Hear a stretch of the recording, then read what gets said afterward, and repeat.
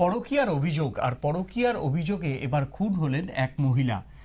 খুনের অভিযোগ পাওয়ার পরেই কিন্তু গ্রেপ্তার হয়েছে যুবক। যেটা জানা যাচ্ছে যে পরিকল্পিতভাবে খুন হন এক বিবাহিত মহিলা।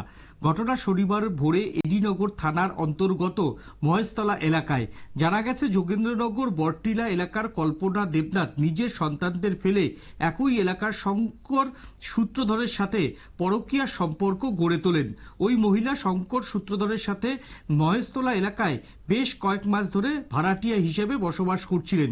শনিবার ভোরে কল্পনা দেবনাথ মায়ের কাছে খবর যায় যে ওই মহিলা মারা গেছে।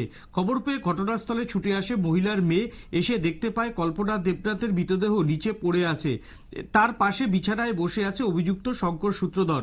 তখন কল্পনা দেবনাথ মায়ের আর বোঝার বাকি ছিল না যে অভিযুক্ত শঙ্কর সূত্রধরই তার মেয়ের খুনি।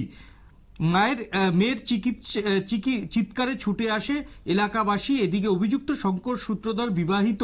খবর পেয়ে শঙ্কর সূত্রধরের স্ত্রীও ঘটনাস্থলে ছুটে আসে।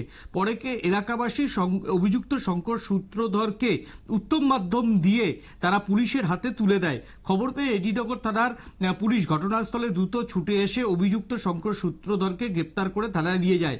এদিকে ঘটনার খবর পেয়ে ছুটে আসে ফরেন্সিক টিম। তদন্ত শেষে কল্পনা দেবনাথের মৃতদেহ উদ্ধার করে ময়না তদন্তের জন্য হাসপাতালের মর্গে পাঠিয়ে দেওয়া হয়েছে। এই ব্যাপারে এডিনগর থানার পুলিশ একটি খুনের মামলা হাতে নিয়ে তদন্ত শুরু করেছে। কি জানিয়েছে পুলিশ, আসুন শুনি।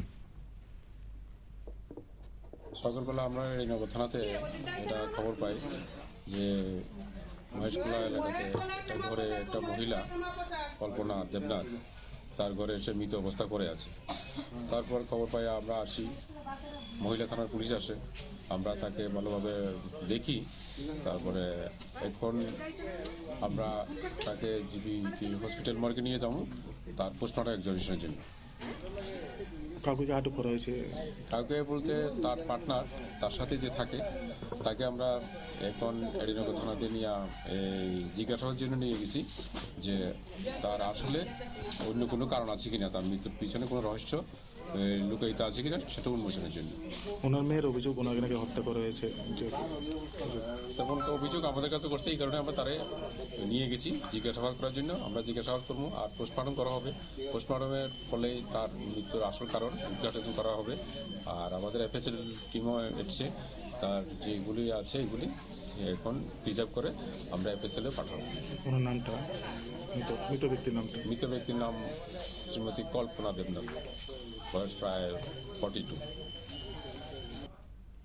আমরা শুনলাম পুলিশের বক্তব্য। পুলিশ ইতিমধ্যেই তদন্ত শুরু করেছে এবং অভিযুক্তকে ইতিমধ্যেই গ্রেপ্তার করা হয়েছে।